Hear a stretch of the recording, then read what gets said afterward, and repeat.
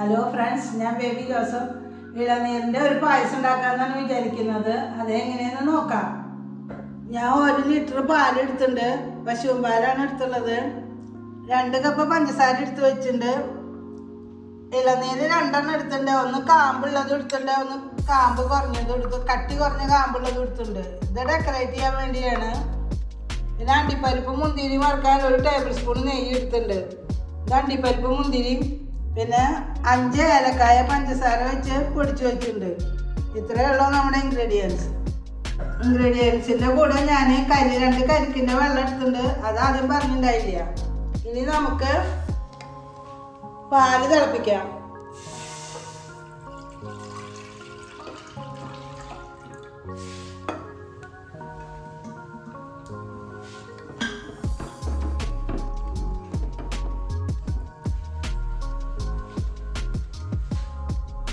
പാല് തിളയ്ക്കുന്ന നേരം കൊണ്ട് നമുക്ക് അണ്ടിപ്പരിപ്പ് മുന്തിരി വറുത്ത് വയ്ക്കാം. ആദ്യം നമുക്ക് അണ്ടിപ്പരിപ്പ് ഇടാം.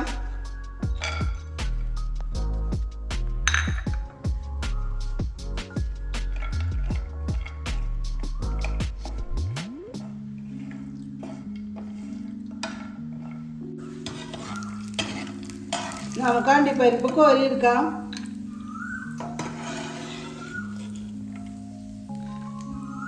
കുറച്ച് ഞാൻ അണ്ടിപ്പരിപ്പ് മൂത്ത് വരുന്ന സമയത്ത് മുന്തിരി ഇടാന്ന് വിചാരിച്ചു. അപ്പം അത് പാകത്തിന് മുരിഞ്ഞു.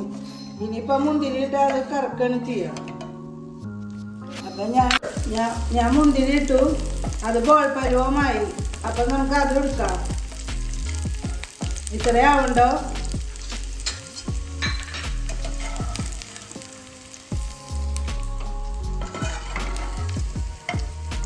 ഇതിൽ ബാക്കി വരുന്ന നെയ്യ് നമുക്ക് ലാസ്റ്റ് ഒഴിക്കാം. നമ്മുടെ പാല് തിളച്ചു. ഇനി 2 മിനിറ്റ് നമ്മളൊന്ന് കുറുക്കിയെടുക്കണം.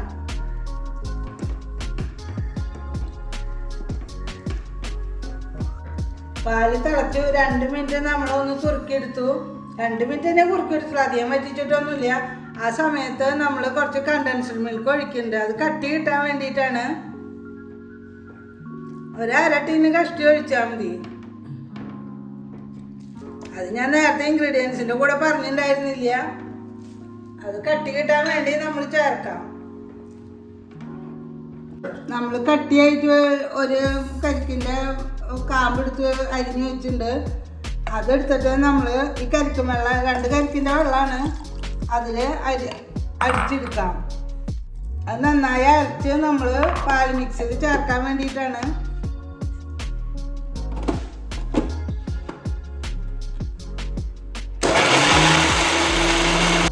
നമ്മൾ കാമ്പുള്ള കരിക്ക് മിക്സിയിൽ അടിച്ചെടുത്തു. അതൊന്ന് അടിച്ച് ചെറിയൊരു തരിയോട് കൂടിയിട്ട് അടിച്ചാൽ മതി. അപ്പോൾ തരി കടിക്കാനൊക്കെ ഉണ്ടാവും. അപ്പം പിന്നെ ഒന്ന് കൂടുതൽ കട്ടിയും കിട്ടും. അതുകൊണ്ടാണ് ഒരെണ്ണം കാമ്പുള്ള കരിക്കും ഒന്ന് കാമ്പ് കുറഞ്ഞ കരിക്കും നമ്മൾ എടുത്തുള്ളത്.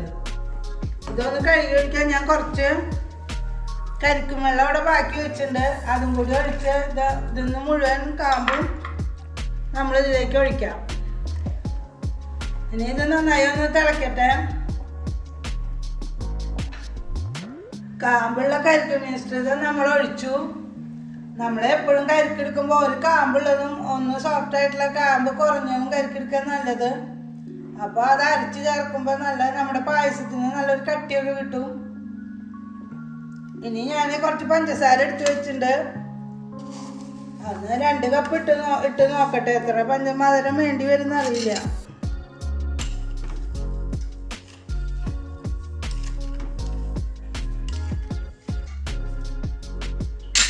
കൂടുതൽ മധുരം വേണ്ട, ലൈറ്റ് മധുരം എപ്പോഴും കരിക്കും പായസത്തിന് ടേസ്റ്റ് കിട്ടുക.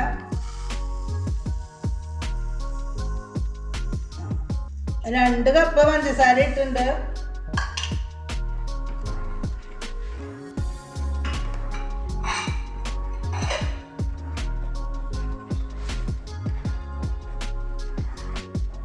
നന്നായി തിളച്ച് വരട്ടെ. നമ്മുടെ അരച്ച കരിക്ക് മിക്സൊക്കെ നന്നായി തിളച്ചു. ഇനി നമുക്ക് നമ്മൾ അരിഞ്ഞു വെച്ച കാമ്പ് കുറഞ്ഞ കരിക്കിടാം.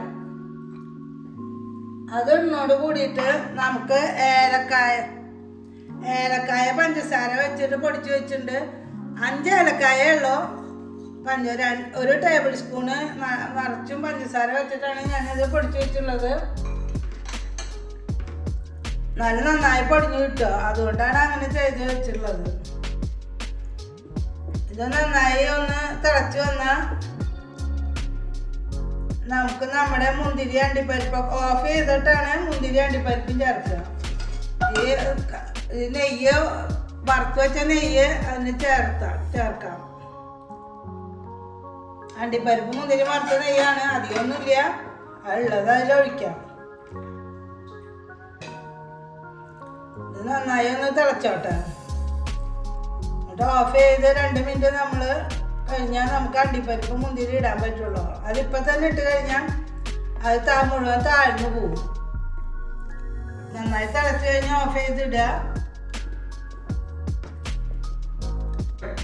പായസം തിളച്ച് നല്ല പാകമായി. ഞാനത് ഓഫ് ചെയ്തിട്ടു. ഓഫ് ചെയ്ത് 2 മിനിറ്റ് ഓഫ് ചെയ്തിട്ടു. ഇനി നമുക്കത് സെർവിങ് ഡിഷിലേക്ക് മാറ്റാം.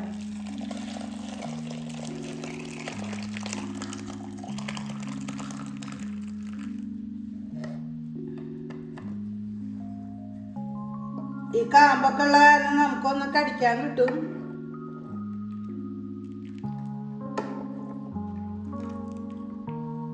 അതിനുശേഷം നമുക്ക് അണ്ടിപ്പരിപ്പ് മുന്തിരിയും ഡെക്കറേറ്റ് ചെയ്തിടാം. ഡെക്കറേറ്റ് ചെയ്തിടുകയും ചെയ്യാം, എല്ലാവർക്കും കിട്ടുകയും ചെയ്യും.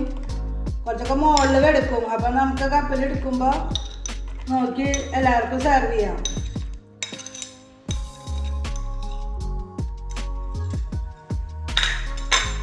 നമ്മുടെ സ്വാദിഷ്ടമായ പായസം, കരിക്കും പായസം റെഡിയായി. നമ്മുടെ സ്വാദിഷ്ടമായ പായസം റെഡിയായി. കരിക്കും പായസമാണ്. എല്ലാവരും ഒന്ന് ഉണ്ടാക്കി നോക്കണം. നല്ല ടേസ്റ്റായിട്ട്. ടേസ്റ്റ് നിങ്ങൾ ഉണ്ടാക്കി നന്നായി തോന്നി കഴിഞ്ഞാൽ സബ്സ്ക്രൈബ് ചെയ്യണം, ലൈക്ക് ചെയ്യണം, ഷെയർ ചെയ്യണം. എന്നാലാണ് എൻ്റെ വീഡിയോസ് എല്ലാവർക്കും യഥാസമയം കിട്ടുകയുള്ളൂ. Thank you.